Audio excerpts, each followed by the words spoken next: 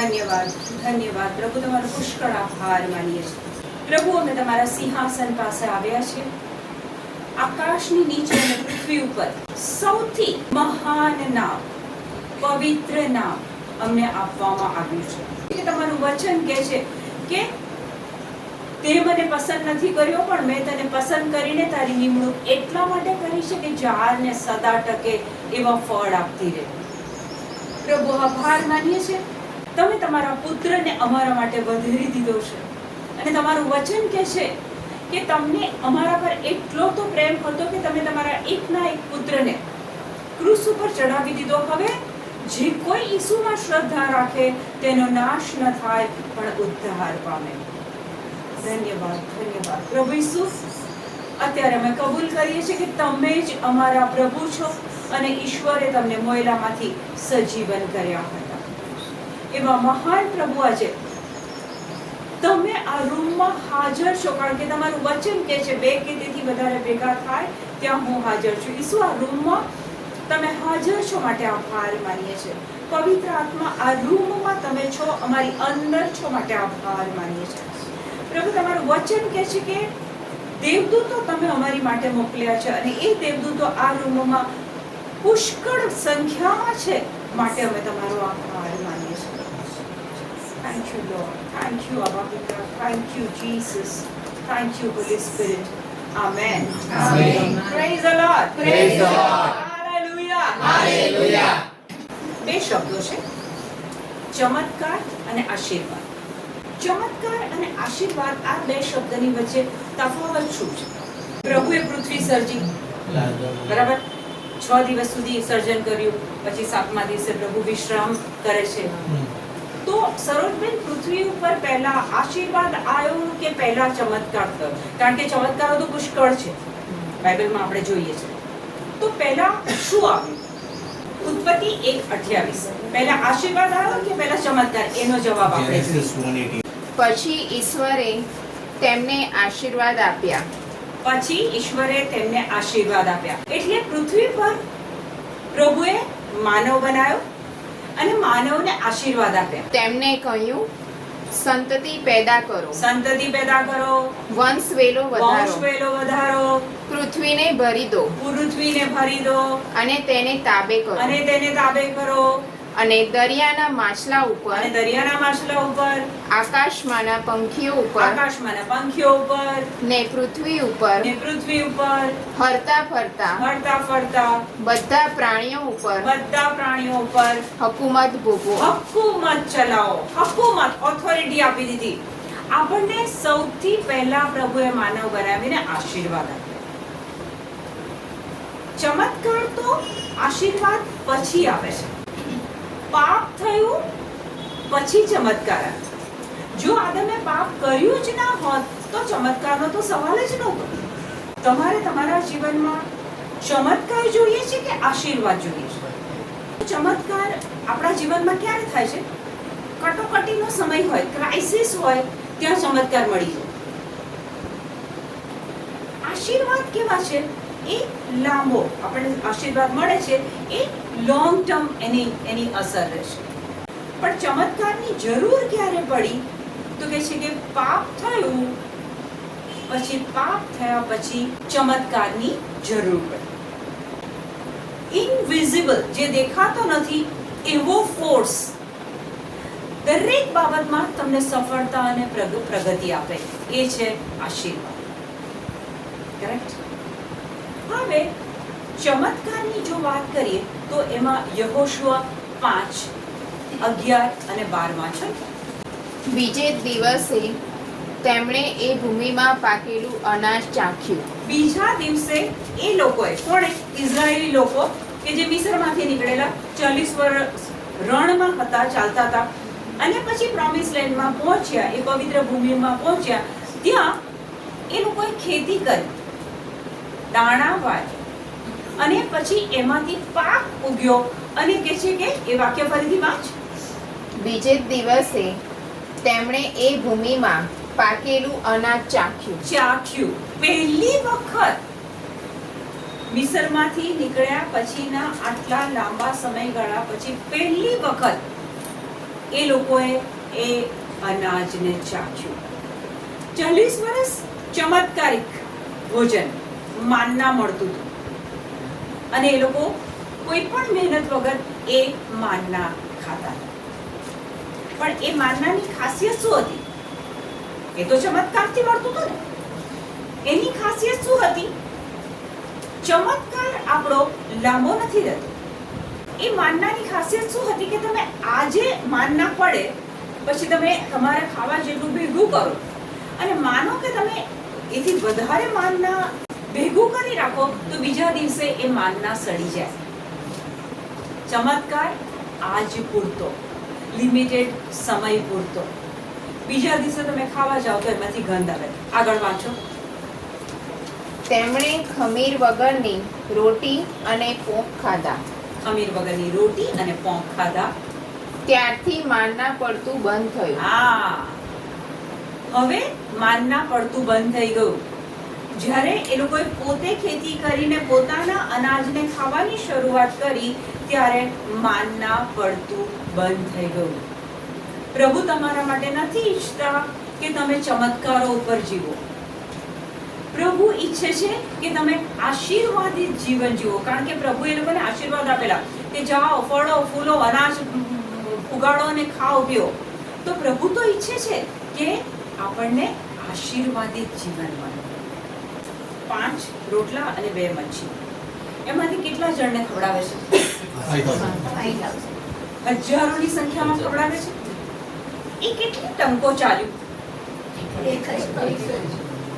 ચમત્કાર એક જ વખત માટે, ચમત્કાર ટૂંક સમય માટે, ચમત્કાર કટોકટીના સમય માટે, ક્રાઇસિસમાં પ્રભુ ચમત્કાર કરે. પણ જો તમે એમ ઈચ્છો કે હવે મને રોજે રોજ ચમત્કારથી જ બધું મળે તો ત્યાં આપણે ખોટા પડીએ છીએ. પ્રભુ આપણા માટે એ વસ્તુ, એ બાબત ઈચ્છતા નથી. નાના ઉંમરમાં નાના હોય ને એ બી તમને એવું કે ગોડ બ્લેસ યુ. એ લોકોને ખબર નથી આનો ગોડ બ્લેસ યુ, આ બ્લેસિંગ, આ આશીર્વાદ શું છે એ જ એમને ખબર નથી. God bless you. પ્રભુએ પૃથ્વી બનાવી, માનવને આશીર્વાદિત કર્યો. પછી પ્રભુએ અબ્રાહમને આશીર્વાદિત કર્યો. અબ્રાહમે પોતાનો પુત્ર ઈસહાક કેટલા વર્ષ પછી જન્મેલો? 100 વર્ષ પછી. પછી અબ્રાહમે ઈસહાકને આશીર્વાદિત કર્યો. ઈસહાકને 2 પુત્ર થાય છે તો એ ઈસહાક એના પુત્ર યાકોબને આશીર્વાદ આપે છે. ચમત્કારિક એ ટ્રાન્સફરેબલ નથી. હું મારો ચમત્કાર તમારા પર ટ્રાન્સફર નથી કરી શકતી, પણ આશીર્વાદ એ ટ્રાન્સફર કરી શકાય છે. ઈશ્વરે અબ્રાહમને આપ્યું, અબ્રાહમે એના પુત્રને આપ્યું, એ પુત્રે એના પુત્રને આપ્યું. તો આશીર્વાદો એકબીજાને પાસ ઓન થઈ શકે છે. ઉત્પત્તિ 12 એમાં 2 અને 3. હું તારામાંથી એક મહાન પ્રજા ઉત્પન્ન કરીશ. તારામાંથી એક મહાન પ્રજા ઉત્પન્ન કરીશ. તને આશીર્વાદ આપીશ. તને આશીર્વાદ આપીશ. અને તારા નામનો મહિમા કરીશ. અને તારા નામનો મહિમા કરીશ. તું આશીર્વાદરૂપ થઈ પડશે. એટલું છે. તું આશીર્વાદિત થઈ પડશે. તને જેવો આશીર્વાદ દે, સાંભળજો હવે, તને જે આશીર્વાદ દે તેમને હું આશીર્વાદ દઈશ. તેમને હું આશીર્વાદ દઈશ. પ્રભુનો આશીર્વાદ જો અબ્રાહમ પિતા પર કે છે કે જો તને કોઈ આશીર્વાદ આપશે તો હું એને આશીર્વાદ આપીશ. અને તને જેવો શાપ દે, તને જે શ્રાપ આપશે તેને હું શાપ દઈશ. તેને હું શ્રાપ દઈશ. આને કહેવાય આશીર્વાદ. પ્રભુનું સુરક્ષા કવચ મળી ગયું. પ્રભુ ચોખ્ખું અબ્રાહમ પિતાની ફેવર કરે છે, એની તરફેણ કરે છે કે જો તને કોઈ શ્રાપ આપશે તો એને હું શ્રાપ આપીશ. તને કોઈ આશીર્વાદ આપશે તો હું એને આશીર્વાદ આપીશ. I will make you I will make you into a great nation, into a great nation and I will bless you. and I will bless you. I will make your name great, I will make your name great. and you will be a blessing. You will be a blessing. આના પર focus આપો. મારું focus અત્યારે NIV નું મેં આ translation એટલે લીધું છે કે you will be a blessing. ઈશ્વર પિતાએ અબ્રાહમ પિતાને આશીર્વાદ આપ્યા હવે શું કે છે કે તું બીજાઓ માટે આશીર્વાદ રૂપ થઈ પડીશ. એટલે આશીર્વાદ ટ્રાન્સફર થાય છે. તમારામાંથી કોણ આશીર્વાદિત છે? દાખલા તરીકે જેનિસ કહી શકે છે કે હું આ ઘરનો દીકરો છું. કેમ? એની પાસે પ્રૂફ છે. બર્થ સર્ટિફિકેટ બી બોલે છે, બ્લડ નો ટેસ્ટ કરાવી દો. હી હેઝ પ્રૂફ કે ભાઈ હું આ ઘરનો દીકરો છું. તમારામાંથી કેટલા જણનો પુનર્જન્મ થયો છે? કારણ કે પુનર્જન્મ માટે જેણે ઈસુનો સ્વીકાર કર્યો છે, જેણે ઈસુમાં શ્રદ્ધા રાખી છે, ઈશ્વર પિતાએ તેને પુત્ર પદ આપ્યું છે, ઈશ્વરમાંથી એનો જન્મ થયો છે. યોહાન 1:12. તો આપણે બધા સંતાન ઈશ્વરના સંતાન થાય. જો આપણે ઈશ્વરના સંતાન છે તો અબ્રાહમ પિતાને જે આશીર્વાદ મળ્યા છે એ બધા જ આશીર્વાદ આપણને મળે છે. ખોલો ગલાત્યા 3:13 અને 14. પણ ખ્રિસ્તે આપણી ખાતર પોતે શ્રાપ વહોરી લઈને આપણને નિયમ સંહિતાના શાપમાંથી ઉગારી લીધા. શાસ્ત્રમાં લખ્યું છે તેમ જે કોઈ ઝાડે લટકે છે તે શાપિત છે. અને કોઈ ઝાડે લટકે એટલે કે લાકડા પર. ઈસુ લાકડાના ક્રૂસ પર મરી ગયા અને એ લાકડાના ક્રૂસ પર આપણા બધા શ્રાપ એમણે લઈ લીધા. હવે આગળ વાંચો. અને એનો હેતુ એ હતો કે ઈસુ મરે છે, ક્રૂસ પર મરે છે, લાકડાના ક્રૂસ પર મરે છે. એનો હેતુ એ હતો કે અબ્રાહામનો આશીર્વાદ ઈસુ ખ્રિસ્ત મારફતે વિધર્મીઓને મળે. આપણને મળે. જે કોઈ ઈસુમાં શ્રદ્ધા રાખે છે એને મળે. અબ્રાહમ પિતાના આશીર્વાદ કેવા હતા? તો કે છે જો તને કોઈ શ્રાપ આપશે તો કે એને હું શ્રાપ આપીશ, તને કોઈ આશીર્વાદ આપશે એને આશીર્વાદ આપીશ. પૂરેપૂરું સુરક્ષા કવચ. અબ્રાહમ પિતા બધા જ એરિયામાં સક્સેસ થાય છે, સફળ થાય છે. કેમ? કારણ કે ઈશ્વરના આશીર્વાદ હતા. અહીંયા આપણા માટે છે કે જો આપણે એ પુનર્જન્મ આપણો થયો છે, જો આપણે પ્રભુમાં શ્રદ્ધા રાખીએ છીએ તો અબ્રાહમ પિતાના બધા જ આશીર્વાદો આપણા ઉપર આજના દિવસે છે. અને અબ્રાહમ પિતા તો આશીર્વાદિત જીવન જીવતા હતા. કેવું આશીર્વાદિત કે છે કે જ્યારે ઈશ્વર એમને 75 વર્ષના હતા અને પ્રભુ એમને કીધું કે તારું ઘર છોડ અને હું તને બતાવું એ જગ્યા પર ચાલ, તો એ કશું જ પ્રભુને સવાલ પૂછ્યા વગર એ નીકળી પડે છે.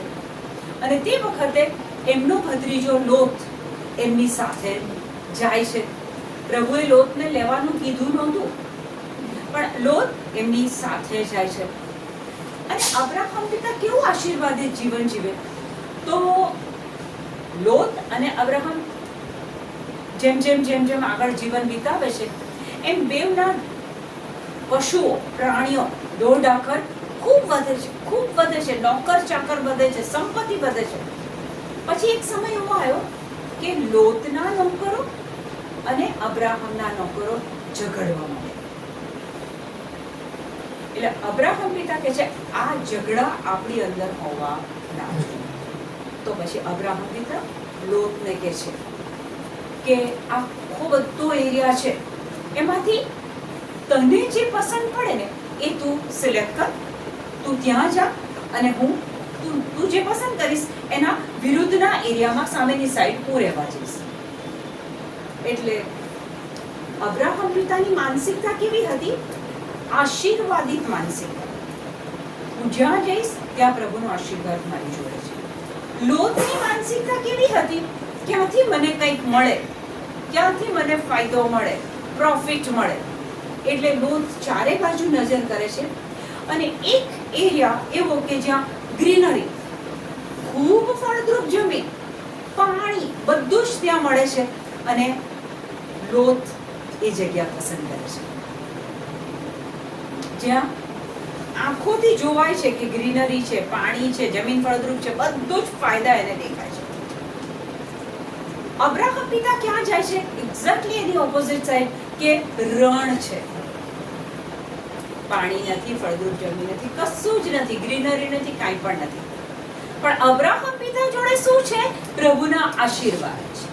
તમે દિવસ દરમિયાન જ્યાં જ્યાં ચાલશો, ઓફિસમાં જશો, સ્કૂલમાં જશો, જ્યાં જશો, એ પ્રભુના આશીર્વાદ જો તમને ફોલો કરે છે, જો તમે આશીર્વાદિત છો, તો તમે ઝઘડાવાળી જગ્યાએ જશો, ડિસ્પ્યુટવાળી જગ્યાએ જશો, ત્યાં પણ તમને એ શાંતિ અને સુકૂન મહેસૂસ થશે, કારણ કે તમે આશીર્વાદી છો.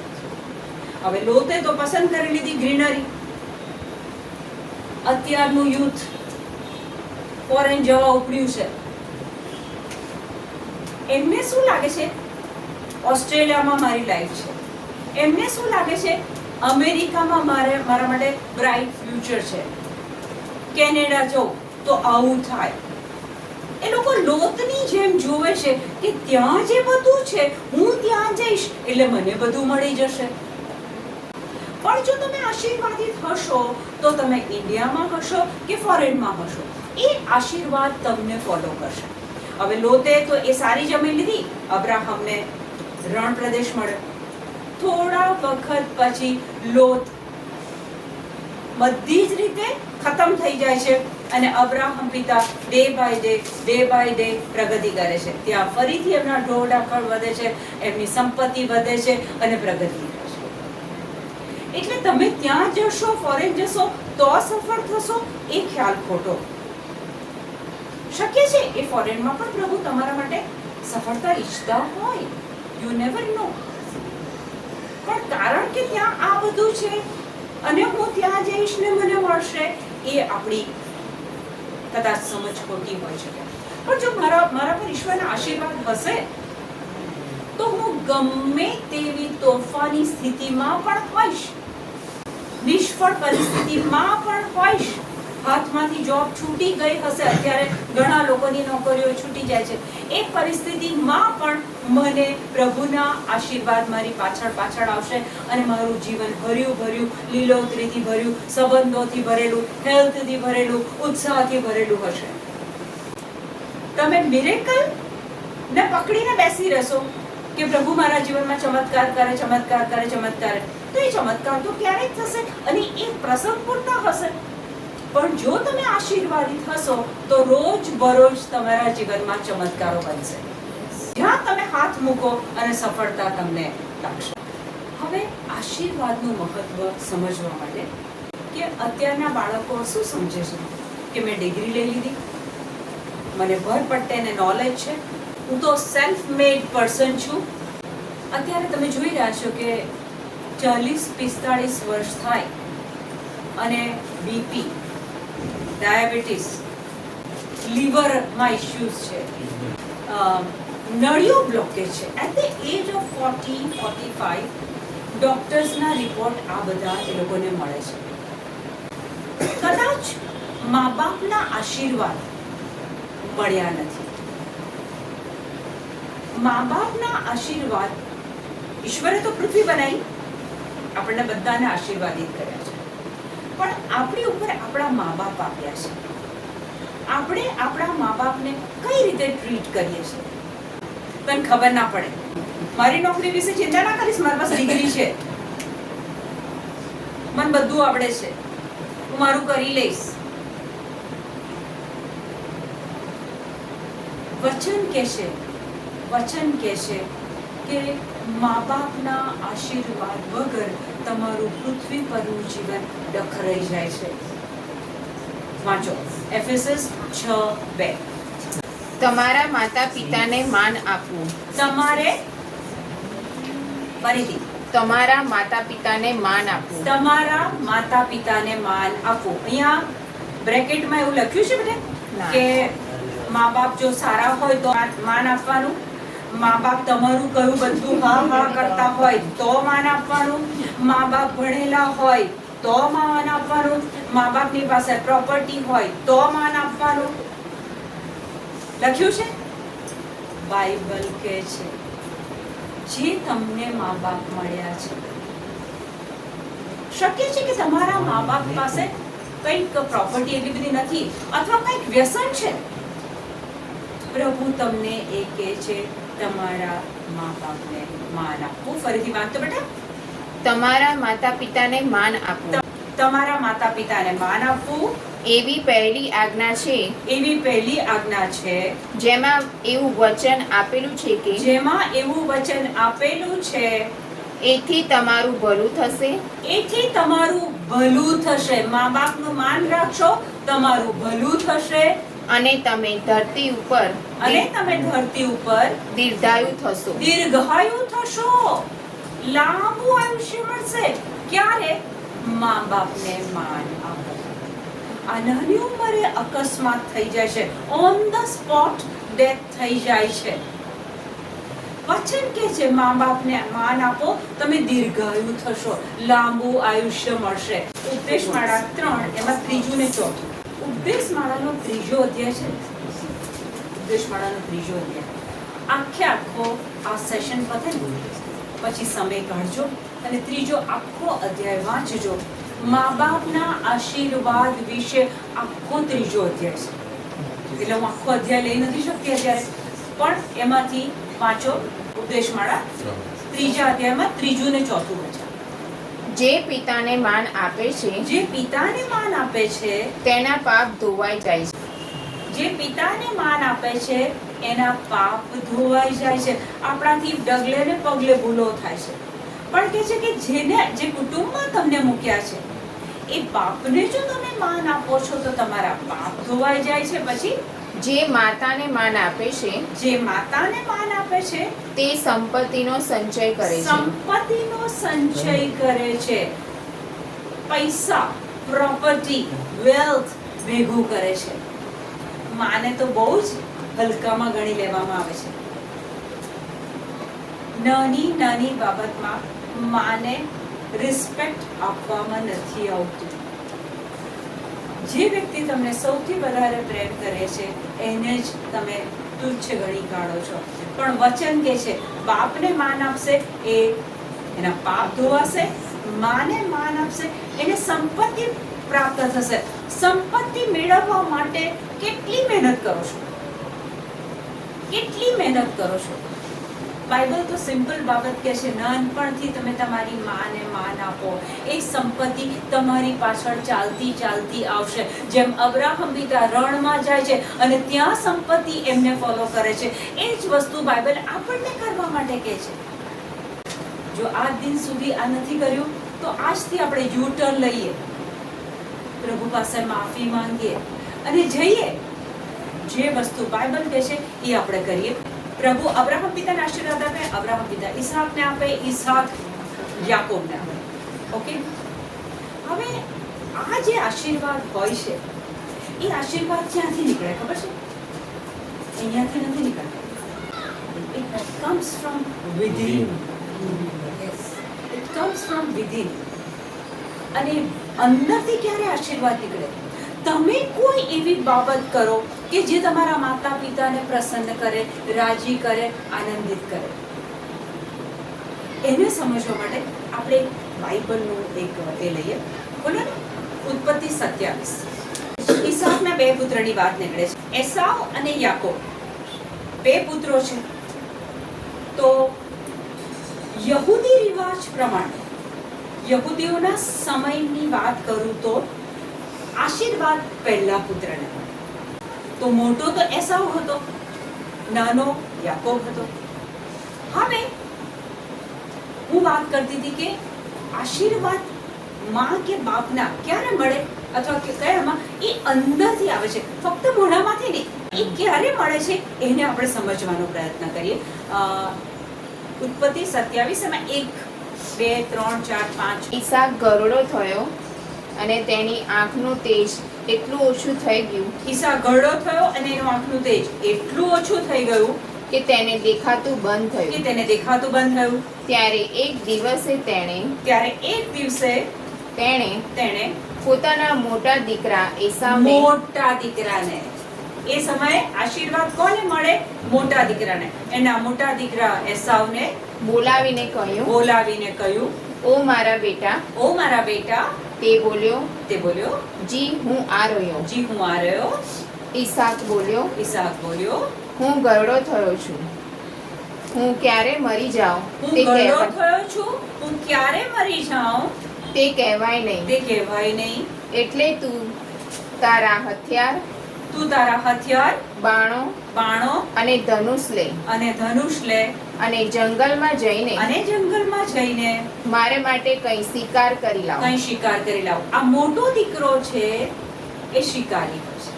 અહીંયા એ શિકારી છે એટલે હવે પિતા એને કહે છે કે તું જા તારા બધા એ શસ્ત્રો લે અને શિકાર કરી લાવ શિકાર કરી લાવ અને મને ભાવતી અને મને ભાવતી સ્વાદિષ્ટ વાનગી બનાવી સ્વાદિષ્ટ વાનગી બનાવી મારી આગળ લઈ આવ. મારી આગળ લઈ આવ.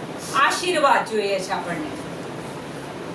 આપણને આશીર્વાદ જોઈએ છે અને આશીર્વાદ એ માતા કે પિતાના અંતરમાંથી નીકળે છે અને એ મેળવવા માટે અહીંયા પિતા પોતે જ એક માર્ગદર્શન આપે છે.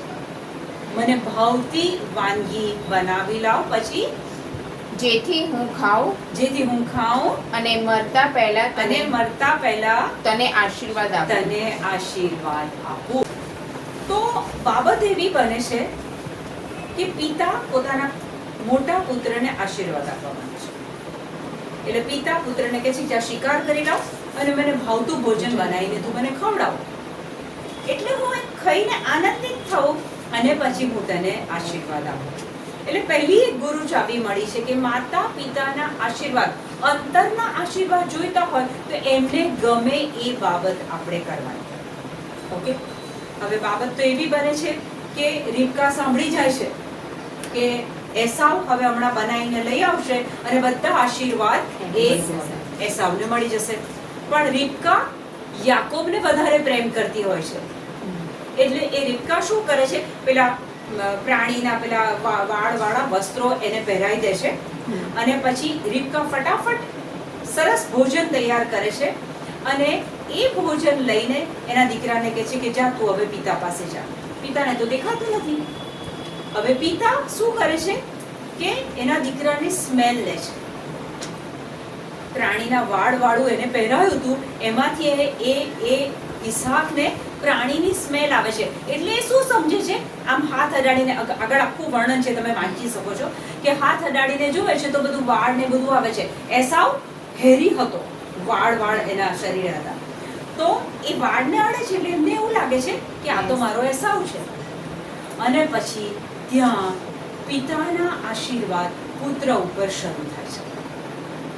ઉત્પત્તિ 27 એમાં 26, 27, 28 ને 29 માં નાના દીકરાને પસંદ કરે છે અને માએ ખાવાનું બનાવ્યું છે અને એ લઈને દીકરો જાય છે.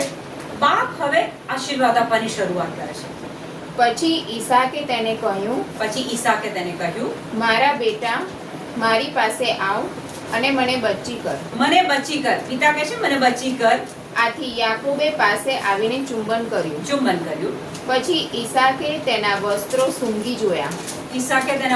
સૂંઘી જોયા અને તેને એમ કહીને આશીર્વાદ આપ્યા કે અરે મારા દીકરાના શરીરની વાસ તો પ્રભુએ આશીર્વાદ આપેલા ખેતરની વાસ જેવી છે. એ પ્રભુએ આશીર્વાદ આપેલા ખેતરના વાસ જેવી છે. ઈશ્વર તારે માટે આકાશમાંથી ઝાકળ વરસાવ. શરૂ થયા આશીર્વાદ. આકાશમાંથી ઝાકળ વરસાવ. તે તારા ખેતરો ફળવંતા કરો. તું જ્યાં જે અનાજ વાઈશ એ ઉગશે.